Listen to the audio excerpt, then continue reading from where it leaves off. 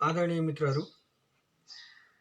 मैले हिजो वाचा गरे अनुसार नै आज पनि म कोभिड-19 पछाडिको अर्थतन्त्र र नेपालको आउँदै गरेको बजेट कस्तो हुनुपर्छ भन्ने विषयमा केही कुराकानी गर्न यो लाइभमा आइपुगेको छु। आज अन्तर्राष्ट्रिय मजदुर दिवस परेको छ। 131औं अन्तर्राष्ट्रिय मजदुर दिवसको उपलक्ष्यमा सुन्दर भविष्यको निम्ति सङ्घर्ष गर्ने सम्पूर्ण मजदुर समुदायको मुक्तिको शुभकामना व्यक्त गर्दै म आफ्नो विषयवस्तुमा प्रवेश गर्न चाहन्छु। मैले हिजो नै भनेको थिएँ कि मैले अस्तिबाट यो श्रृङ्खलालाई अलि नियमित रूपमा सुरु गरेको छु। यो लकडाउनलाई चाहिँ अलि रचनात्मक ढङ्गले प्रयोग गरौँ। एकले अर्कालाई आफूले जानेका अथवा आफूले सिकेका, आफूलाई इच्छा परेका सकारात्मक विषयवस्तुहरूमा चाहिँ फेसबुक लाइभ गरौँ, प्रश्न उत्तर च्याट मार्फत गरौँ र यसलाई चाहिँ एउटा बौद्धिक काममा सदुपयोग गरौँ भन्ने उद्देश्यले यो लाइभमा कार्यक्रम अगाडि बढाएको छु। यो लाइभमा अरू साथीहरूलाई पनि यसै गरी जोडिनको निम्ति पनि म आग्रह गर्न चाहन्छु। र अहिले मैले आज चर्चा गर्न खोजेको विषयवस्तु चाहिँ कोरोना भाइरस अर्थात् कोभिड-19ले विश्व अर्थतन्त्रमा पारिरहेको प्रभाव र त्यो विश्व अर्थतन्त्र सँगसँगै नेपालमा कि अर्थतन्त्रमा पारेको प्रभाव र यो कोभिड-19 पछाडि जुन जेठ 15 गते संवैधानिक प्रावधान अनुसार चाहिँ बजेट झन्डै अब 1 महिना पनि बाँकी छैन। यो अवधिमा नेपालले नयाँ बजेटको निर्माण गर्दैछ र यो बजेट कस्तो हुनुपर्छ, कोभिड-19ले नेपाली अर्थतन्त्रमा कस्तो असर पार्छ भन्ने विषयवस्तुमा आफ्नो केही विषयवस्तु राख्न गइराखेको छु। सर्वप्रथम म यहाँहरू सबैलाई यो लाइभमा स्वागत गर्दै आफ्नो विषयवस्तु सुरु गर्न चाहन्छु। कोभिड-19 जुन अहिले कोरोना भाइरसको नामले चर्चामा छ, कोभिड-19ले नेपाली अर्थतन्त्रमा कस्तो प्रभाव पार्छ अथवा कसरी यसले प्रभावलाई चाहिँ विस्तार गर्छ भन्ने बारेमा धेरै प्रक्षेपणहरू सामाजिक सञ्जाल मिडियाहरूमा आइराखेकै छ। सबैभन्दा शक्तिशाली भनेको अमेरिकी अर्थतन्त्रको पनि कोभिड-19 को कारणले चाहिँ एउटा खालको चाहिँ धक्का बेहोरेको र यो चाहिँ 2008 को अमेरिकी अर्थतन्त्रमा पारेको प्रभाव भन्दा पनि यो प्रभाव चाहिँ अझ बढी शक्तिशाली रहेको भन्ने विषयवस्तुहरू पनि आएका छन्। यस्तै कोभिड-19ले फ्रान्सको अर्थतन्त्रको पहिलो त्रैमासिक आर्थिक वृद्धि दर चाहिँ अत्यन्त निराशाजनक रहेको, जर्मनीको रहेको, युरोपको रहेको र सँगै विश्वभरि अर्थतन्त्र चाहिँ एउटा निराशाजनक स्थितिमा पुगेको स्थिति छ। विश्वको झन्डै 40% भन्दा माथिको जनसमुदाय चाहिँ बन्दाबन्दीको अवस्थामा रहेको र आर्थिक क्रियाकलाप चाहिँ लगभग ठप्प भएको सन्दर्भ छ। यो सन्दर्भमा चाहिँ हामीले यो अर्थतन्त्रलाई कसरी गति दिन सक्छौँ र यसले यो अर्थतन्त्रले नेपाललाई के असर पार्छ भन्ने विषयवस्तुमा म केही विषयवस्तु राख्न गइराखेको छु। अब सबैभन्दा पहिला त कोभिड-19 हामी पनि लगभग 1 महिना अलि नागेको छ बन्दाबन्दीको अवस्थामा बसिरहँदाखेरि नेपाली अर्थतन्त्रमा कोभिड-19ले पनि नकारात्मक असर पारेकै छ। हाम्रो जस्तो अझ आयात केन्द्रित अर्थतन्त्र र वैदेशिक रोजगारीमा आश्रित रहेको अर्थतन्त्रमा काहीँ न काहीँ कोभिड-19ले झन् गम्भीर ढङ्गले प्रभाव पार्ने कुरा स्वाभाविक छँदैछ।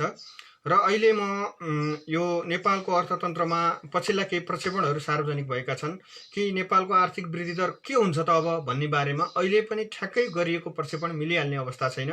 किनभने यो बन्दाबन्दीको अवस्था कति समयसम्म जान्छ, हाम्रो छिमेकी मुलुक भारतमा यो बन्दाबन्दीको कस्तो असर पर्छ र विश्वमा कोभिड-19 को कस्तो प्रभाव रहन्छ भन्ने कुराले धेरै हदसम्म चाहिँ हाम्रो अर्थतन्त्रलाई पनि केही प्रभाव पार्ने देखिन्छ र स्वयं हामी अहिले जुन बन्दाबन्दीको अवस्थामा छौँ, यो बन्दाबन्दीको अवस्था कहिले अन्त्य हुन्छ भन्ने कुराले पनि यो कुरामा केही असर गर्ने देखिन्छ। र समग्रमा नेपालको आर्थिक वृद्धि दर कति हुन्छ भन्ने बारेमा केही समय अगाडि विश्व बैंक, IMF लगायतका अन्तर्राष्ट्रिय संस्थाहरूले नेपालको आर्थिक वृद्धि दर 1.8% देखि 2.5% को वरिपरि हुन सक्छ भन्ने प्रक्षेपण गरेका थिए।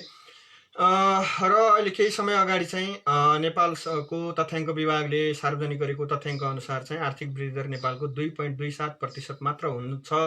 त्यो पनि जेठको पहिलो हप्तादेखि बन्दाबन्दीको अवस्था अन्त्य हुने र नियमित आर्थिक क्रियाकलाप सुचारू हुने हो भने मात्र भनेर एउटा प्रक्षेपण सार्वजनिक गरेको छ।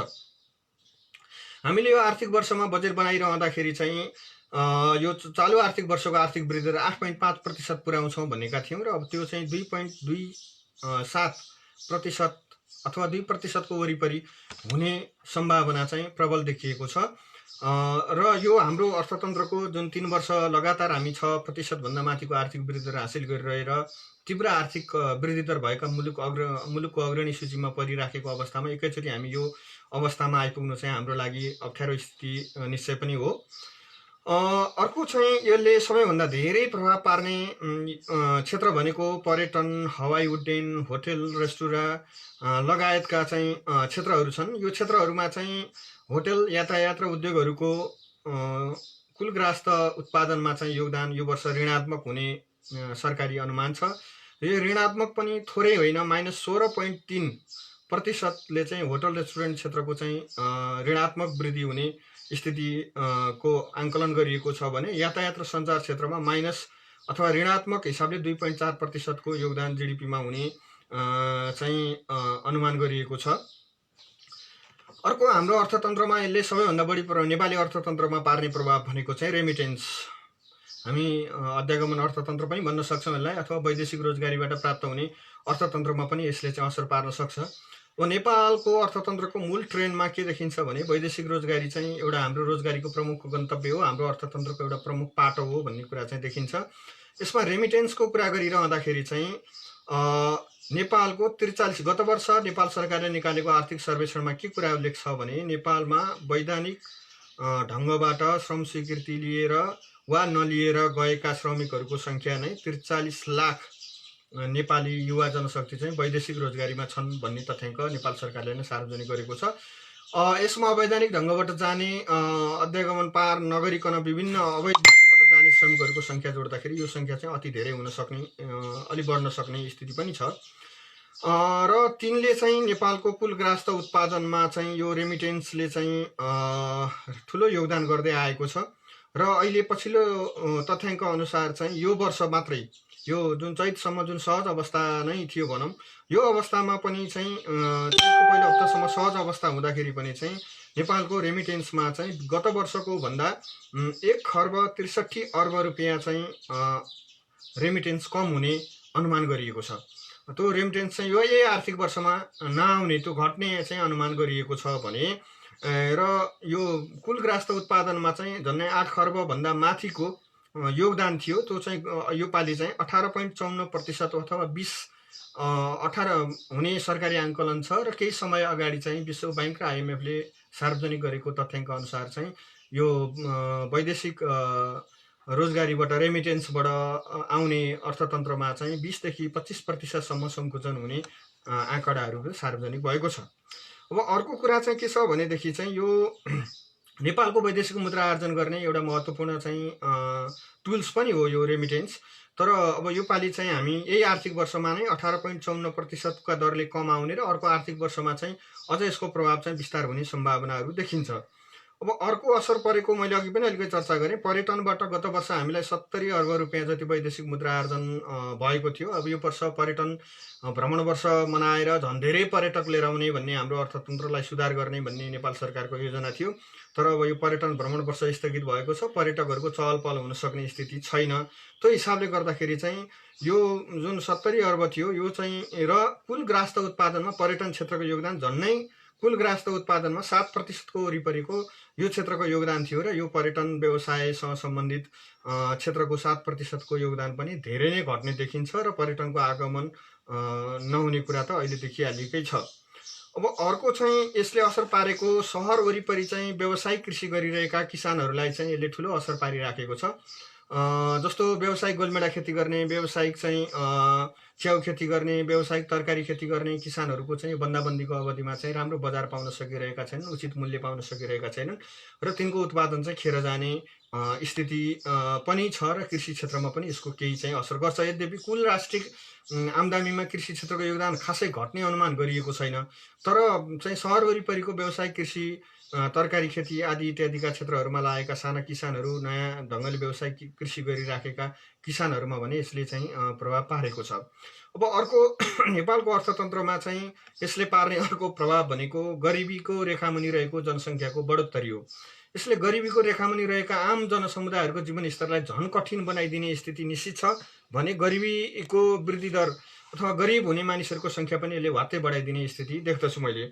यसमा के देखिन्छ भन्दाखेरि अहिलेसम्म गत वर्ष चाहिँ हाम्रो निरपेक्ष गरिबीको रेखामुनि रहेको भन्नुको अर्थ चाहिँ दिनको $1.9 पनि खर्च गर्न नसक्ने, बाँच्नको निम्ति खर्च गर्न नसक्ने नागरिकहरूको सङ्ख्या चाहिँ हाम्रो देशमा 21.6% थियो गत आर्थिक वर्षसम्म भने यो सङ्ख्या चाहिँ अब र बहुआयामिक गरिबीको रेखामुनि रहेको जनसङ्ख्या चाहिँ 28.6% रहेको थियो भने अब यो जनसङ्ख्या गरिबीको रेखामुनि रहेको जनसङ्ख्याको सङ्ख्या चाहिँ वात्तै बढ्छ। किनभनेदेखि चाहिँ काम नपाए पछाडि चाहिँ र सबैभन्दा बढी राहतको आवश्यकता महसुस गरेको सबैभन्दा अप्ठ्यारोमा पर्ने चाहिँ यो गरिबीको रेखामुनि रहेको कमजोर आय भएका नागरिकहरूमा यसले ठुलो असर गर्नेछ र नेपालको गरिबी नियन्त्रणको प्रयासमा एउटा ठुलो चुनौती यसले थपिदिने कुरा निश्चित छ। अर्को कुरा चाहिँ के छ भन्नुहुन्छ भनेदेखि साना तथा मझौला उद्यमी व्यवसायीहरू जो अहिले बन्दाबन्दीको अवस्थामा छन् उनीहरूको चाहिँ जसलाई हामी अहिले चलन चल्तीको भाषामा एसएमई भन्छौँ, स्मल र मिडियम चाहिँ इन्टरप्राइजेसहरू जसको चाहिँ हाम्रो नेपालको कुल ग्राहस्थ उत्पादनमा झन्डै 22% को योगदान छ र त्यसमा चाहिँ झन्डै 17 लाख मानिसहरू चाहिँ त्यो साना तथा मझौला उद्यमी व्यवसायमा स्वरोजगार अथवा रोजगार छन्। ती मानिसहरूको चाहिँ आय स्तरमा अथवा ती मानिसहरूको जीवन स्तरमा तिनीहरूको व्यवसाय चाहिँ अब यो बन्दाबन्दीको कारणले गर्दाखेरि ऋणका कारणले त्यो बन्दाबन्दीका कारणले व्यवसायमा आएका कठिनाइहरूले गर्दाखेरि ती व्यवसायहरू चाहिँ धाराशायी हुने, तिनको चाहिँ आर्थिक क्रियाकलाप अथवा व्यवसाय चाहिँ खतरामा पर्ने एउटा खालको चाहिँ चुनौती नेपाली अर्थतन्त्रले कोभिड-19 का कारण भोगिराखेको छ। अब अर्को चाहिँ भनेको बेरोजगारी दर वृद्धि हुने। अब नेपालको हेर्दाखेरि के देखिन्छ भने यो अहिले हामी 77 मा छौँ, 2 वर्ष अगाडि 75 सालको मा गरिएको आर्थिक नेपालको पहिलो आर्थिक सर्वेक्षण अनुसार चाहिँ नेपालमा 9,22,475 वटा चाहिँ औद्योगिक प्रतिष्ठानहरू, साना पसल, किराना पसल, होटल व्यवसाय, साना साना कृषि फर्महरूदेखि सबै गर्दाखेरि चाहिँ 9,22,475 वटा औद्योगिक प्रतिष्ठानहरू 2075 सम्म दर्ता भएको देखिन्छ। त्यो सङ्ख्या अहिले यो 1 वर्षको करिब अवधिमा चाहिँ केही बढेको हुनसक्छ र भनेदेखि ती प्रतिष्ठानहरूमा चाहिँ 34 लाख मानिसहरू चाहिँ रोजगारीमा थिए। ती प्रतिष्ठानहरूमा चाहिँ 34 लाख मानिसहरू रोजगारीमा थिए भने वार्षिक झन्डै 5 लाख मानिसहरू चाहिँ नेपालको श्रम बजारमा नयाँ फ्रेस मान्छेहरू चाहिँ काम गर्न सक्ने उमेर समूहको मान्छे चाहिँ काम खोज्न आउँछ र वार्षिक हामीले 2 लाख औसत हाम्रो अर्थतन्त्र सहज अवस्थामा गएको अवस्थामा सरकारी र निजी क्षेत्रले गर्दाखेरि चाहिँ झन्डै वर्षको 2-2.5 लाख जति नयाँ रोजगारीहरू सिर्जना हुन्छन् कि भन्ने सामान्य प्रक्षेपण गरिएको छ। यो हिसाबले हेर्दाखेरि 2.5 लाख जति मान्छे चाहिँ नयाँ श्रम बजारमा आएका बेरोजगार हुने स्थिति अर्को देखिन्छ भनेदेखि चाहिँ त्यो त स्वत बेरोजगार छँदैछन्। अर्को कुरा हिजोदेखि चाहिँ साना व्यवसाय, साना उद्यमहरूमा चाहिँ इन्गेज भएको चाहिँ व्यवसाय डुबेर चाहिँ ती मान्छेहरूको बेरोजगारी दर चाहिँ अझ बढ्ने खालको स्थिति देखिन्छ। अब अर्को चाहिँ के देखिन्छ भने नेपालमा 71 लाख श्रमिकहरू नेपाली श्रम बजारमा छन् भन्ने चाहिँ तथ्याङ्क आजै पनि केही सार्वजनिक भएको छ र अब यो श्रम रोजगारी नेपालमा चाहिँ बेरोजगारी दर चाहिँ 2.3% थियो भनेदेखि चाहिँ अर्ध बेरोजगारीको दर चाहिँ 35.8% थियो। अब यो अर्ध बेरोजगारीको दर र पूर्ण बेरोजगारीको दर चाहिँ वात्तै बढ्ने देखिन्छ। किनभने औद्योगिकरणतिर नजाने हो, नगर्ने हो भने एउटा त्यो खालको खतरा छ। अर्को चाहिँ जस्तो हिजै पनि समाचारहरू आएका छन्, विभिन्न श्रम गन्तव्य मुलुकहरूबाट चाहिँ आफ्ना देशका श्रमिकहरू चाहिँ फिर्ता लैजाऊ भन्ने खालका दबावहरू आइराखेका छन्। कुवेत लगायत केही देशहरूबाट चाहिँ जहाँ 10,000 नेपाली श्रमिकहरू छन् त्यस्ता देशहरूले चाहिँ अब हामी वैदेशिक कामदारहरूलाई रोजगार दिन सक्दैनौँ, तिमीहरूका कामदार फिर्ता लग भनेर दबाव आइराखेको छ र विभिन्न जो नेपालको जुन चाहिँ 43 लाख जनसमुदाय जो वैदेशिक रोजगारीमा छ त्यसको करिब चाहिँ 30% मात्र मान्छे फर्कियो भने 12-13 लाख बेरोजगार जनशक्ति चाहिँ नेपालमा फर्कने र त्यो अझ बेरोजगार चाहिँ भएर बस्नुपर्ने स्थिति सिर्जना हुन्छ। एकछिन कल्पना गरौँ, 12-13 लाख बेरोजगार श्रमशक्ति एकैचोटि नेपाली श्रम बजारमा आउँदाखेरि चाहिँ र नेपालमै भइराखेको परम्परागत जुन रोजगारीको अवस्था छ त्यो पनि विस्तार नहुने गर्दाखेरि चाहिँ बेरोजगारीको दर वात्तै बढ्ने र यसले चाहिँ भयङ्कर ठुलो गरिबी बढाउने, अभाव बढाउने र सामाजिक द्वेष बढाउने खालको स्थिति चाहिँ बन्छ जस्तो मलाई लाग्दछ। अब अर्को चाहिँ नेपालको वैदेशिक सहायता र लगानीमा कमी आउनेछ यो आर्थिक वर्षमा। गत आर्थिक वर्षमा भनेको आर्थिक वर्ष 2074-75 मा वैदेशिक सहायता चाहिँ 62 अर्ब 55 करोड रुपियाँ वैदेशिक सहायता चाहिँ आएको, सहायताको प्रतिबद्धता आएको थियो भनेदेखि यो चाहिँ ऋण चाहिँ हामीले गत वर्ष चाहिँ गत आर्थिक वर्ष 2074-75मा वैदेशिक ऋण चाहिँ हामीले 88 अर्ब 33 करोड रुपियाँ चाहिँ वैदेशिक हामीले सहायता को अपेक्षा राखेका थियौँ, के ऋण लिएका थियौँ भनेदेखि चाहिँ वैदेशिक सहायता हामीले 62 अर्ब 55 करोडको प्रतिबद्धता प्राप्त गरेका थियौँ। गत आर्थिक वर्ष भनेको 2074-75मा वैदेशिक ऋण चाहिँ 88 अर्ब 33 करोड हामीले लिएका थियौँ र यो वर्ष हामीले के अपेक्षा गरेका छौँ भने वैदेशिक सहायता चाहिँ यो बजेटमा, यो चालु बजेटमा जुन 75-76 को आर्थिक वर्षको अहिले जुन चालु बजेट चलिरहेको बजेटमा चाहिँ वैदेशिक सहायता 58 अर्ब रुपियाँ आउँछ, हामीलाई 58 अर्ब 81 करोड रुपियाँ आउँछ भन्ने अपेक्षा गरेका छौँ। जबकि यो वर्ष चाहिँ पोहोर साल गत वर्ष हामीले 62 अर्ब 55 करोडको वैदेशिक चाहिँ अपेक्षा राख्दाखेरि चाहिँ कति आएको थियो भन्दाखेरि पोहोर साल हामीलाई चाहिँ वैदेशिक यो सहायता हामीले 62 अर्ब 55 करोड वैदेशिक सहायताको अपेक्षा गरेका थियौँ। वैदेशिक सहायता गत वर्ष चाहिँ हामीलाई जम्मा जम्मी चाहिँ 36 अर्ब 16 करोड रुपियाँ आएको छ र अब वैदेशिक सहायता यो वर्ष हामीले 58 अर्ब रुपियाँ 81 करोड रुपियाँ हामीलाई चाहिँ वैदेशिक सहायता आउँछ भनेर जुन कल्पना गरेका छौँ अथवा अपेक्षा गरेका छौँ बजेटमा त्यो आउने परिकल्पना गरेका छौँ, लेखेका छौँ। त्यो गत वर्षै 36 अर्ब रुपियाँ आएको वैदेशिक सहायता यो वर्ष झन् संसारभरि जुन हामीलाई जुन दाता राष्ट्रहरू हुन्छन्, अमेरिका, बेलायतदेखि चाहिँ युरोपियन युनियन, भारत, चीन, यी सबै आफै चाहिँ आफ्नो अर्थतन्त्र चाहिँ सङ्कटमा छ यिनीहरूको, र यिनीहरूको अर्थतन्त्र सङ्कटमा भएको कारणले हामीलाई चाहिँ यो 58 अर्ब रुपियाँको चाहिँ वैदेशिक सहायता आउन सक्ने स्थिति छैन। अब यो वर्ष हामीले वैदेशिक ऋण चाहिँ 22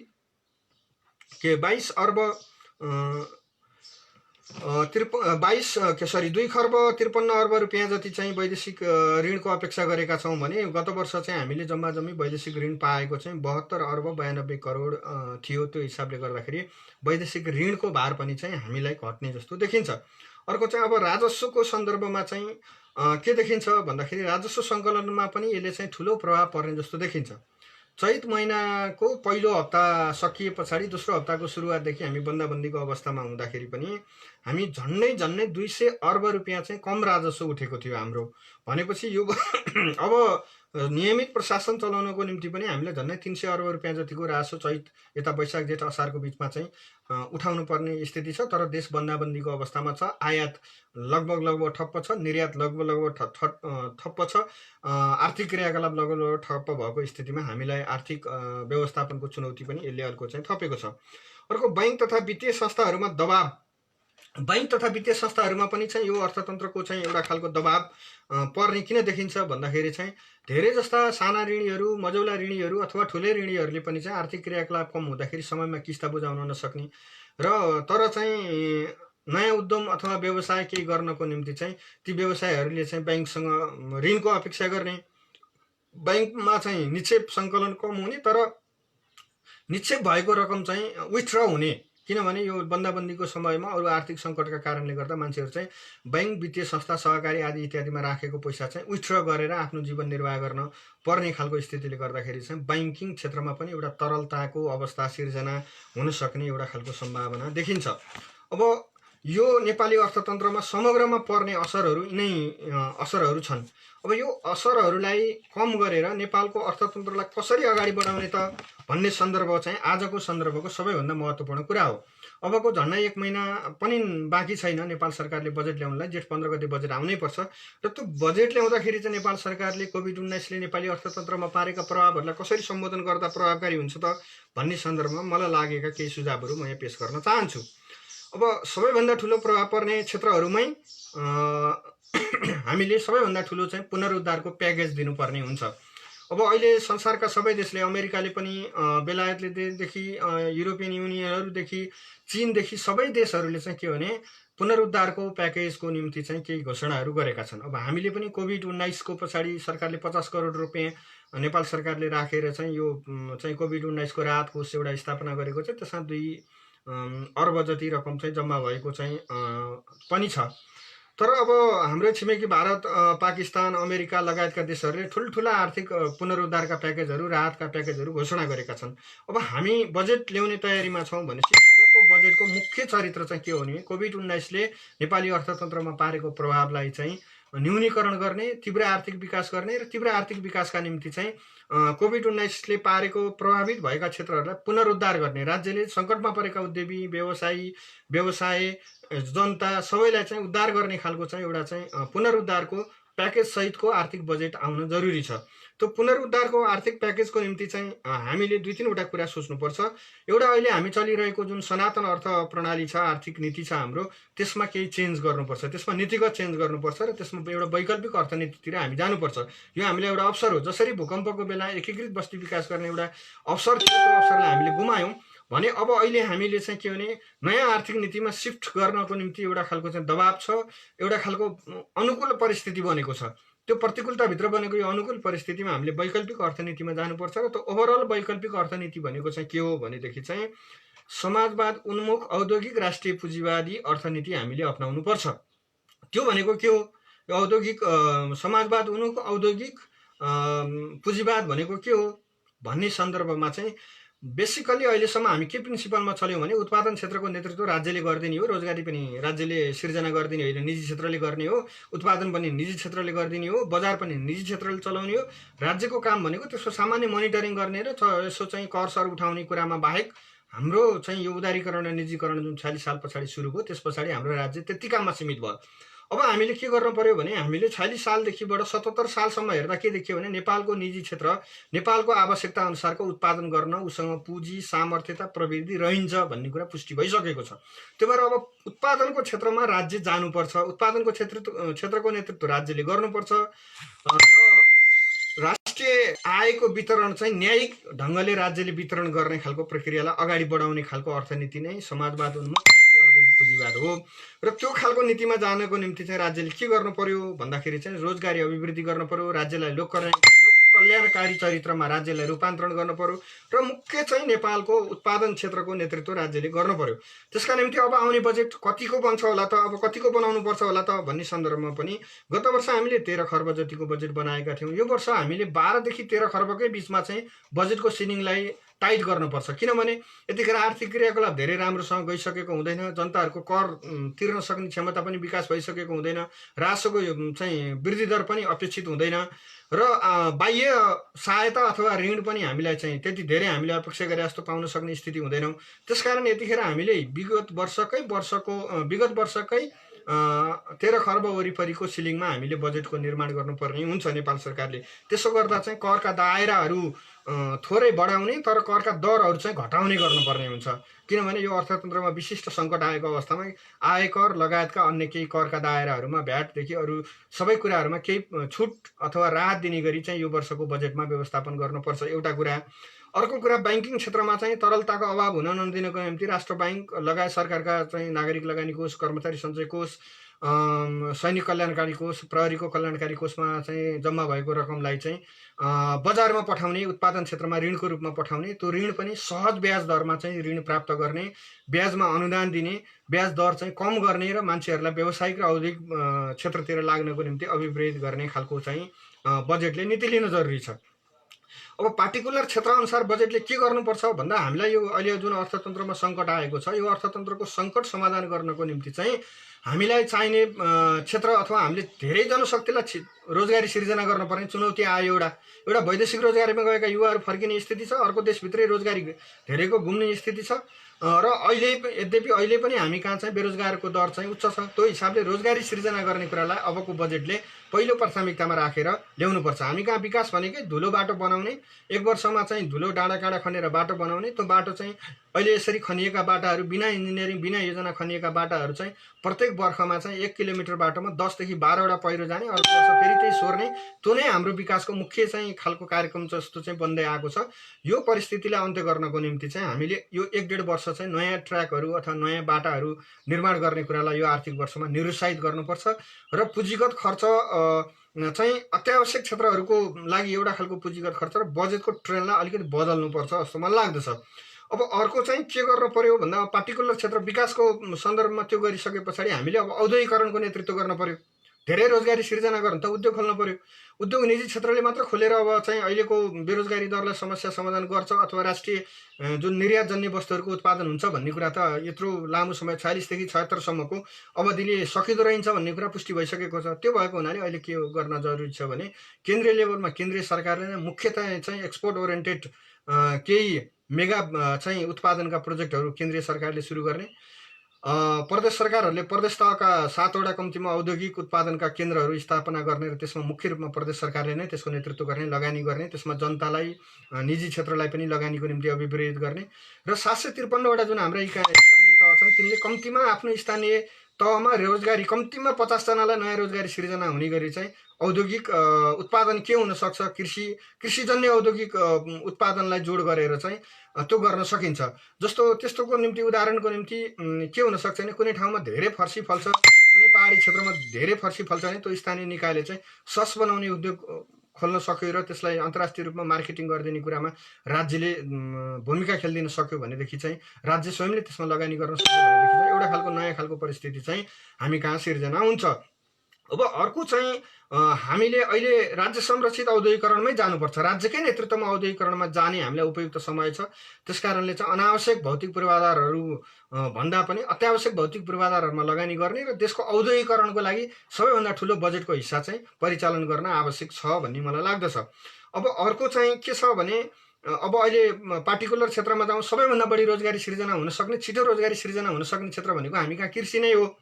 बहुसङ्ख्यक जनसमुदायहरू कृषिमै आश्रित छन्।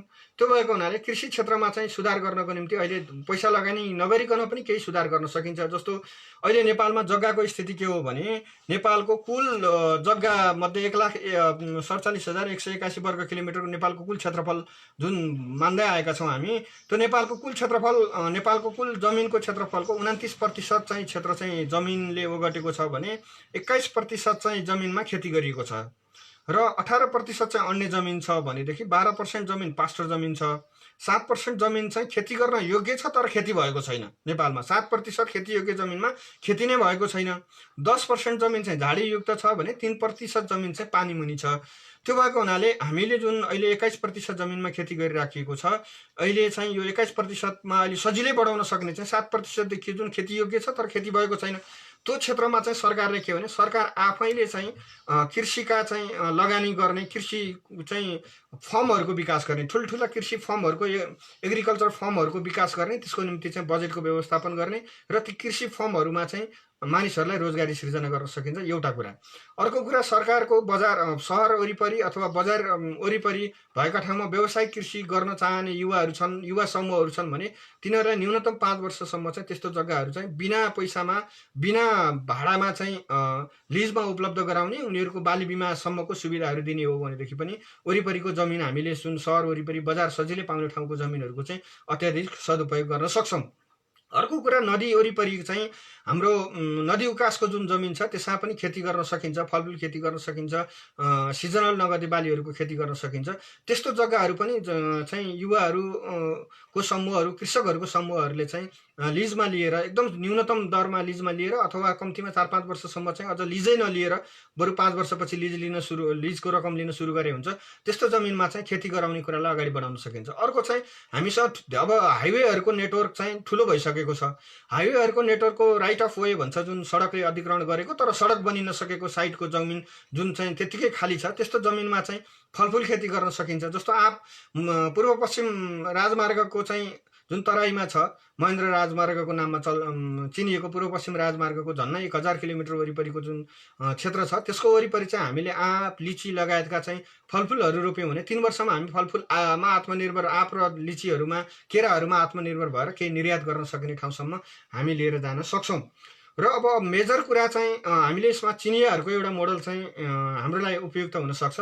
चिनियाहरूको मोडल के हो भन्दाखेरि चाहिँ कृषिमा चिनियाहरूले किन त्यति छिटै प्रगति गरे भन्ने सन्दर्भमा उनीहरूले के गरे भने ग्रामीण क्षेत्रमा श्रम गर्ने जनशक्ति नभएर बाँझो रहेको जमिनलाई चाहिँ जनताहरूसँग चाहिँ लिजमा त्यो जग्गा लिने र उनीहरूले वार्षिक आम्दानी कति गर्छन् त्यहाँबाट त्यति बराबरको उनीहरूलाई दिने र जनता ठुलो चाक्लाबन्दी जमिन जम्मा पारेर त्यो जमिनमा चाहिँ सरकारी चाहिँ एग्रिकल्चर फार्महरूको विकास गर्ने, परियोजनाहरू विकास गर्ने चिनियाहरूले त्यो विकासको एउटा रणनीतिलाई अगाडि सारेर त्यही रणनीति अन्तर्गत चाहिँ चिनियाहरूको कृषिमा चाहिँ ठुलो चमत्कारिक विकास भएको छ।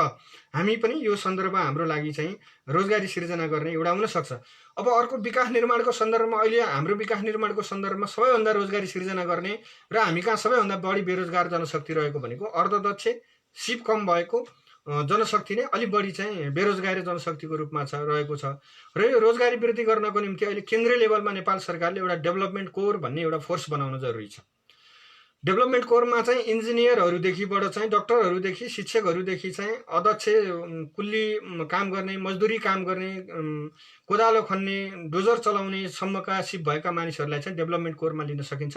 र त्यो केन्द्रीय स्तरमा त्यसको प्रशासनिक संरचना बनाउने प्रत्येक 753वटा इकाइले चाहिँ कम्तीमा 100 जनालाई चाहिँ नियमित रोजगारी दिने गरेर चाहिँ डेभलपमेन्ट कोर बनाउने र त्यो डेभलपमेन्ट कोरमा चाहिँ हामीले चाहिँ त्यस्ता खालका जनशक्तिहरूलाई भर्ती गर्ने र उनीहरूलाई विकास निर्माणका काममा भौतिक पूर्वाधारका काममा निरन्तर परिचालन गर्ने र 1 करोडसम्मका भौतिक पूर्वाधारका कामहरू चाहिँ लागतका भौतिक पूर्वाधारका कामहरू चाहिँ त्यही डेभलपमेन्ट कोरकै मार्फत चाहिँ स्थानीय तहले गर्न पर्ने एउटा खालको नियम बनाइयो भनेदेखि चाहिँ हामीले ठुलो संख्यामा एउटा खालको रोजगारी एउटा स्थायी रोजगारीको अवसरलाई पनि हामीले सिर्जना गर्न सक्छौँ।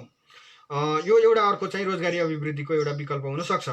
अब अर्को चाहिँ हामीले गर्नुपर्ने यो जुन उद्योगिक व्यवसायहरू जुन कोरोना भाइरसको कोभिड-19 को कारणले सङ्कटमा छन् उनीहरूलाई सरकारले यो आर्थिक वर्ष मार्फत चाहिँ कर छुट भारी मात्रामा करको छुट दिने, ब्याज दर घटाउने, ब्याजमा सहुलियत दिने, ब्याज केही हदसम्म मिना गरिदिने र साना तथा मझौला व्यवसाय गरिराखेका मान्छेहरूको उद्योग व्यवसाय डुब्न लाग्यो अथवा मैले चलाउन सकिनँ, मलाई चाहिँ केही सरकारले मद्दत गर्न पर्यो भनेर अपिल गरेको अवस्थामा सरकारले केही निश्चित प्रतिशत ब्याज अनुदान दिएर केही चाहिँ सहुलियतपूर्ण ढङ्गले चाहिँ बिउ पुँजीहरू उपलब्ध गराउने बैंकीय प्रणालीबाट चाहिँ सरकारी बैंकहरूबाट चाहिँ वित्तीय पुँजी परिचालन गर्ने विषयवस्तुलाई चाहिँ अलिकति अगाडि बढाउनुपर्छ भने अर्को यो गरिबीको रेखामुनि रहेका विपन्न नागरिकहरूको गरिबी निवारणको निम्ति चाहिँ भूमि निर्व्याजी लोनको रूपमा अथवा निर्व्याजी ऋणको रूपमा चाहिँ केही बिउ पुँजी उपलब्ध गराउने, भूमिमा चाहिँ उनीहरूलाई खेती गर्नको निम्ति चाहिँ बिना लिज अथवा बिना पैसा चाहिँ जमिन उपलब्ध गराउने, खेती गर्नको निम्ति पशुपालनको निम्ति गाई भैँसी किन्नको निम्ति अनुदान दिने, यस्ता खालका कार्यक्रमहरू चाहिँ यो बजेटमा चाहिँ आयो भनेदेखि चाहिँ गरिबी निवारणको निम्ति पनि प्रभावकारी हुन्छ र तल्लो वर्गको मान्छेले लाभ पाउने स्थिति बन्छ।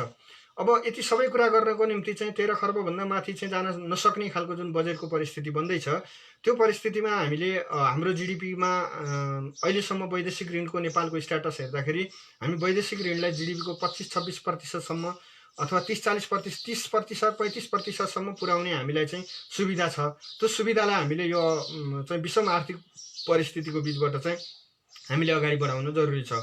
अर्को कुरा चाहिँ आन्तरिक ऋणलाई पनि अलिकति बढाउन सकिने स्पेस नेपालको अर्थ मन्त्रालयसँग अथवा अर्थमन्त्रीसँग यो सुविधा अहिले छ। हाम्रो बजेटको अर्थतन्त्रको संरचना हेर्दाखेरि हामी चाहिँ झन्डै 37 खर्ब 37.5 खर्ब वरिपरिको कुल ग्राहस्थ उत्पादनको चरणमा छौँ र यो चरणमा हुँदाखेरि चाहिँ हामीले आन्तरिक ऋण पनि केही बढाउन सक्ने अवस्था छ, वैदेशिक ऋण पनि केही बढाउन सकिनेछ। नेपालीमा एउटा उखान छ, ऋण गरेर भोज गर्न हुँदैन भने जस्तै ऋण गरेको पैसा चाहिँ उत्पादनमूलक क्षेत्रमा र औद्योगिकरणमा नै हामीले लगानी गर्नुपर्छ र राज्य संरक्षित औद्योगिकरण नै अहिलेको अर्थतन्त्रको मूल ट्रेन हुन आउँछ जस्तो मलाई लाग्दछ। अर्को चाहिँ पर्यटन क्षेत्र जुन उठ्न सकिरहेको छैन त्यसको निम्ति चाहिँ अलि लामै समयसम्म चाहिँ केही ऋण किस्ता आदि इत्यादिमा मिना दिने र उनीहरूलाई चाहिँ पर्यटन प्रवर्धनको निम्ति चाहिँ खास चाहिँ एउटा चाहिँ उत्प्रेरणा कोष बनाउने र पर्यटनहरू भित्राउने, पर्यटक भित्राउने, भोलि बन्दाबन्दी सकिने बित्तिकै चाहिँ बढीभन्दा बढी पर्यटकहरू आउनको निम्ति चाहिँ सबैभन्दा कम खर्चमा नेपाल घुम्न पाइन्छ है, कम खर्चमै पनि घुम्न सकिन्छ भनेर कम खर्चका प्याकेजहरू होटलहरूले विकास गर्ने, पर्यटन क्षेत्रले विकास गर्ने र त्यसको प्रचार हाम्रा कूटनैतिक निकायहरू मार्फत गर्ने र पर्यटन व्यवसाय स्वयंले आफ्नै स्वपहलमा चाहिँ एउटा सम्भवबद्ध ढङ्गले पर्यटकहरू लिएर आउँदाखेरि चाहिँ त्यसमा निश्चित प्रतिशत चाहिँ आएका पर्यटकले उनीहरूले खर्च गरेको रकमको निश्चित प्रतिशत चाहिँ स्वयं पर्यटन व्यवसायहरूलाई नै रिटर्न गरिदिने खालको केही नीतिहरू बनाउन सकियो भने पनि यो अहिले धाराशायी भएको पर्यटन, हवाई उड्डयन, होटल, रेस्टुरेन्ट आदि इत्यादिको चाहिँ जुन सङ्कटमा परेका नागरिकहरूलाई चाहिँ केही राहत हुनसक्छ। त्यस्तो खालको प्याकेज ल्याउन जरुरी छ। अब अर्को कुरा चाहिँ के हो भने अब वैदेशिक रोजगारीमा गएको जनशक्ति पनि फर्किने, रेमिटेन्स पनि घट्ने, पर्यटक पनि घट्ने हुँदाखेरि चाहिँ वैदेशिक मुद्राको सञ्चितमा चाहिँ हामीलाई ठुलो दबाव पर्न सक्छ। त्यसले गर्दाखेरि चाहिँ आयात निर्यात चाहिँ मा अलिकति केही नयाँ नीतिहरू बनाउनु जरुरी छ सरकारले।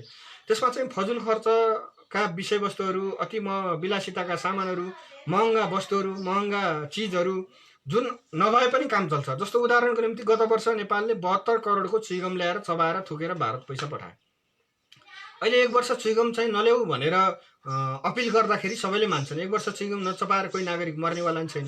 72, मैले उदाहरणको निम्ति मात्र भनेको, 72 करोड रुपियाँ त नेपालभित्रै रह्यो। त्यस्ता खालका फजुल खर्च आउने अथवा जुन वस्तु चाहिँ अति उपभोग्य वस्तुको लिस्टमा छैन त्यसलाई सकेसम्म देशभित्रै उत्पादन गर भन्ने र चाहिँ अलि आवश्यक नभएका वस्तुहरू जो नहुँदाखेरि जस्तो महँगा रक्सी आदि इत्यादिका यस्ता जुन अत्यावश्यक वस्तु होइनन् यी वस्तुहरूको आयातलाई चाहिँ केही समय चाहिँ अलिकति रेस्ट्रिक्सन गर्ने, प्रतिबन्ध लगाउने र तिनलाई चाहिँ रोक्ने गरेर वैदेशिक मुद्रामाथिको परेको चापलाई पनि अलिकति रोक्न सकिन्छ। अर्को कुरा चाहिँ गत वर्ष 90 अर्ब रुपियाँ जति चाहिँ नेपालीहरू विदेश भ्रमण गर्न जाँदा खर्च भएको चाहिँ देखिन्छ।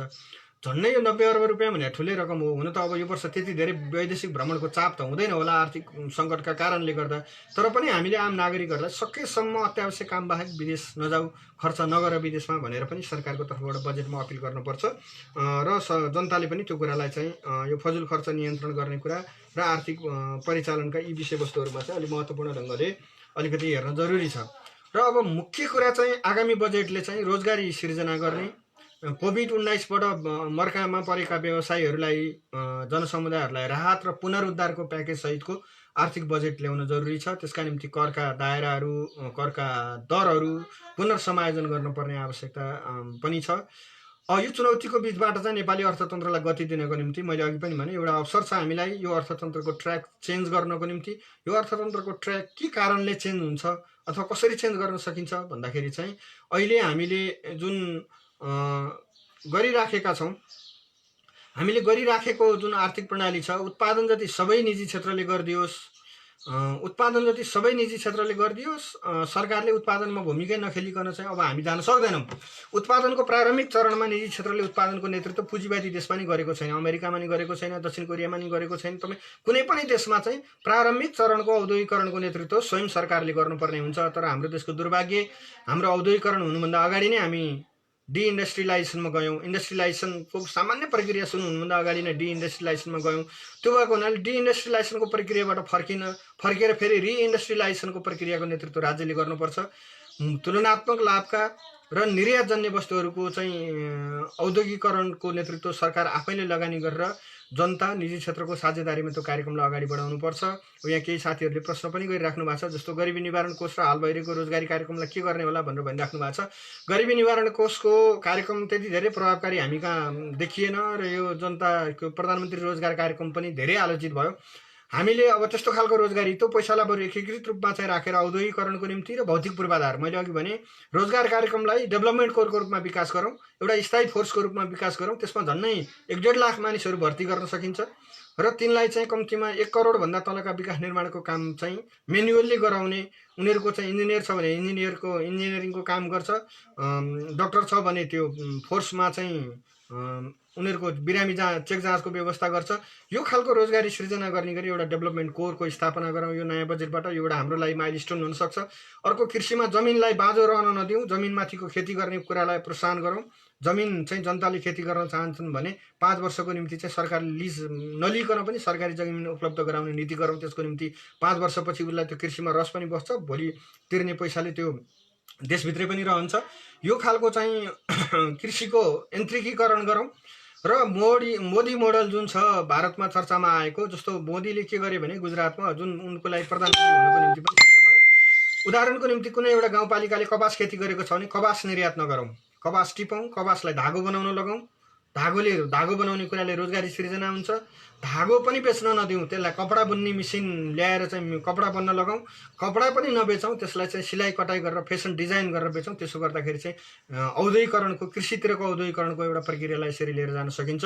अब अहिले बन्दाबन्दीकै समयमा पनि धेरै किसानहरूले दुध खेर गयो, दुध बेच्न पाइएन भनिराख्नु भएको छ। हामीले यसलाई चाहिँ कम्तीमा घिउमा रूपान्तरण गर्ने अथवा चाहिँ यो खुवा अथवा कुराउनीमा रूपान्तरण गर्ने, अरू उपायहरूमा रूपान्तरण गर्ने हामीसँग चाहिँ वैकल्पिक मेन्टालिटी नभएको कारणले पनि हाम्रा कृषि उपजहरू चाहिँ खेर गइरहेका छन्।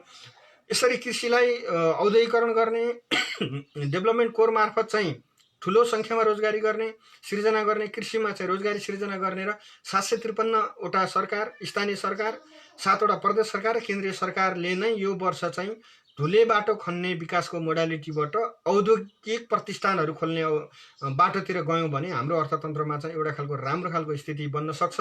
नत्र भने अहिले नेपालको निजी क्षेत्र जो आफै सक्षम भइसकेको छैन, अहिलेसम्म निजी क्षेत्रको अर्थतन्त्रलाई निजी क्षेत्रको योगदान भनेको विदेशमा बनेका सामानहरू आयात गर्ने, त्यो सामानमा केही प्रतिशत मार्जिन राखेर बेचेर आफूलाई देशको उद्योगीको नेता भनेर चाहिँ हिँड्ने जुन परिस्थिति बनिरहेको छ, त्यसले के देखिन्छ भने औद्योगिकरणको नेतृत्व गर्ने, पहिलो कुरा त औद्योगिकरण राज्य आफैले गर्नु पर्यो, त्यसको निम्ति राज्यले बजेटमा व्यवस्था गर्नु पर्यो, लगानी गर्नु पर्यो, त्यसले रोजगारी सिर्जना हुन्छ।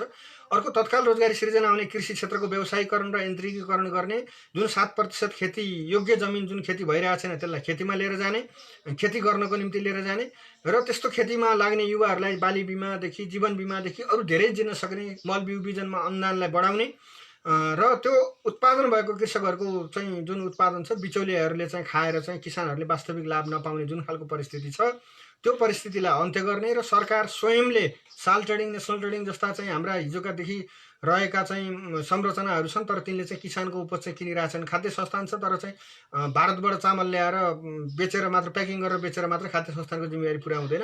नेपाली किसानहरूको उत्पादनलाई किन्ने कुराको राज्यले ग्यारेन्टी गर्नु पर्यो। जुन हामीले विगतदेखि सुरु गरेका छौँ आधारभूत मूल्य, समर्थन मूल्य बाली लगाउने बेलामा तोक्ने भनेका छौँ, त्यो कुरालाई अझ प्रभावकारी गर्नु पर्यो। त्यो मूल्यमा चाहिँ सरकारले बेच्न चाहेको बेलामा किसानले सरकारलाई सजिलै बेच्न सक्ने परिस्थितिको निर्माण गर्नु पर्यो। र अहिलेको बजेटमा चाहिँ अब सबैभन्दा बढी कुरा चाहिँ के भने ब्याङ्क वित्तीय संस्थाहरूलाई चाहिँ यो 1 वर्ष तिमीहरूले नाफाको लोभ नगर, सरकारले बरु तिमीहरूलाई ब्याङ्किङ तरलता अभाव भयो भने नेपाल राष्ट्र ब्याङ्क, कर्मचारी सञ्चय कोष, नागरिक लगानी कोष, सैनिक कल्याणकारी कोष, प्रहरी कल्याणकारी कोषसँग रहेको रकम पनि तिमीहरूलाई चाहिँ पुँजी परिचालनको निम्ति दिन्छ र निर्धक्कसँग चाहिँ तिमीहरू लगानी गर। तिमीहरूले गरेको लगानीको जोखिम सेयर गर्न सरकार तयार छ र अहिले चाहिँ अब औद्योगिकरणको निम्ति उद्यमशीलता विकास गर्नको निम्ति चाहिँ लाग, ब्याजको दर घटाऊ, ब्याजको दर घटाउने र चाहिँ अहिले यो बन्दाबन्दीको अवधिमा रहेको सन्दर्भमा रहेका ऋणीहरू, कमजोर ऋणीहरूको चाहिँ ब्याजको केही प्रतिशत मिना गरिदिने कुरालाई चाहिँ अलिकति बढी चाहिँ प्रभावकारी ढङ्गले लिएर जाने गरी जानुपर्छ। र अब 37 खर्बको हाम्रो कुल ग्राहस्थ उत्पादन 37.37 खर्ब वरिपरिको हाम्रो कुल ग्राहस्थ उत्पादन हुने जुन प्रक्षेपण छ, त्यसमा 13 खर्ब भन्दा माथिको अहिले बजेट बनाउँदाखेरि चाहिँ स्रोतको सुनिश्चितता हुने कुरामा केही चुनौतीहरू छन् र कटौती गर्न सकिने अनावश्यक पूर्वाधार विकासको होडलाई अहिले केही समय अलिकति रोकेर औद्योगिकरणतिरको बाटोतिर चाहिँ राज्यका स्रोत र साधनहरूलाई परिचालन गरौँ। त्यो गर्ने कुराले नै नेपालको अर्थतन्त्रलाई अगाडि बढाउँछ। नत्र भने अहिलेको यो तत्कालीन अवस्थामा चाहिँ हामीले राज्यले औद्योगिकरण गर्ने कुरामा नै जोड गर्न जरुरी छ।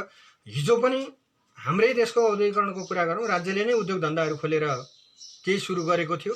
त्यो बीचमा 46 साल पछाडि उदारीकरण र निजीकरणको नाममा तीहरू समाप्त भए, त्यो असल व्यवस्थापन नभएको कारणले ती समाप्त भए। आज पनि हेर्दाखेरि चाहिँ बढी नाफा कमाउने कम्पनीहरूमा चाहिँ असल व्यवस्थापन हुँदाखेरि जस्तो विद्युत प्राधिकरण, नेपाल टेलिकम जस्ता सरकारी लगानीकै कम्पनीहरूले बढी नाफा कमाइरहेका छन्। सरकारले बिजनेस गर्दैन भन्ने जुन हामी कहाँ चाहिँ एउटा गलत मानसिकता, उदारीकरण र निजीकरण ठिक हो भनेर स्थापित गर्नलाई जुन प्रचार गरिएको छ त्यो सरासर झुटो हो। म तपाईँहरूलाई उदाहरण दिउँ, आजभन्दा करिब 200 वर्ष 150 वर्ष अगाडि चाहिँ अमेरिकाको राष्ट्रपतिले के भन्थे भने म अमेरिकामै बनेको चिज प्रयोग गर्छु र मेरो भान्सामा काम गर्ने केटो पनि अमेरिकन नागरिक नै राख्छु भनेर भन्थे। र उनीहरूले पनि, अमेरिकनहरूले पनि अहिले जुन अर्थतन्त्र, खुल्ला बजार अर्थतन्त्र अथवा चाहिँ हामी चाहिँ बजारमुखी अर्थतन्त्रको मसिया हौँ, नायक हौँ भनेर जुन दाबी गर्छन्, उनीहरूले पनि प्रारम्भिक चरणको औद्योगिकरण राज्यबाटै सुरु गरे हुन्, राज्यले नै लगानी गरेका हुन्। चीनमा पनि त्यही हो। दक्षिण कोरिया तपाईँ एउटै पुस्तामा बनाएको सिङ्गापुर, दक्षिण कोरिया कुरा गर्नुहुन्छ। दक्षिण कोरिया पोस्को स्टिल फ्याक्ट्री त सरकारले खोल्या त थियो त्यतिखेर, पछि पो अहिले निजीकरण भयो। तपाईँ हुन्डाई सरकारकै माताहतमा थियो त्यतिखेर, सुरुमा चाहिँ निजी क्षेत्रले खोले पनि। एलजीको कुरा गर्नुहोस् त्यही थियो, किया मोटर कम्पनीको कुरा गर्नुहोस् त्यही थियो।